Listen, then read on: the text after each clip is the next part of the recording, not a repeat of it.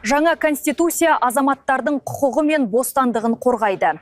Ол сондай-ақ мемлекеттің ішкі және сыртқы саясатының негізгі бағыттарын айқындап, елдегі заң үстемдігін, қоғамдық тұрақтылықты және демократиялық құндылықтарды нығайтуға негіз қалайды. Мұндай пікірді Қордай ауданының мәслихат депутаттары мен қоғамдық кеңес өкілдері айтады.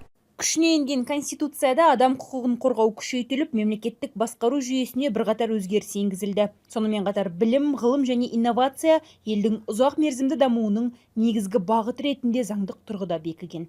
Бұл өзгерістер Қазақстанның саяси және құқықтық жүйесін жаңғыртуға бағытталып отыр. Преамбуласының өзінде конституцияның негізгі мазмұны анықталды. Біз зайырлы мемлекетпіз, және сол преамбуланың өзінде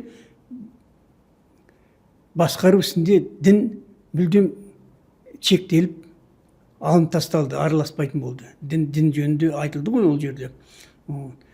Дін араласпайды, мінекей. Біз таза әлеуметтік мемлекет болып отырмыз. Зайырлы әлеуметтік мемлекетпіз.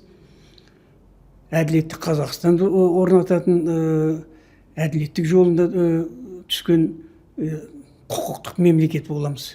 Сондай-ақ конституция азаматтардың бостандықтарын қорғауға ерекше көңіл бөледі. Мысалы, бір адам мемлекеттік органның заңсыз шешімі өз құқығын бұзды деп есептесе, ол сотқа жүгініп қорғауды талап ете алады. Сот істі заң талаптарына сәйкес қарап, әділ шешім шығарады. Бұл конституцияның заң үстемдігін қамтамасыз етуге және әр азаматтың құқығын қорғауға бағытталғанын көрсетпек. Заңымызда өзгерген мәселе ұлттық валютаға құрметтеу деген көзқарасы болғандықтан теңгені енді өзіміздің нақты қазақшаланып теңге деп теңгені теңгеге ауыстырды. Сол деген жақсы бір бастама деп ойлаймын.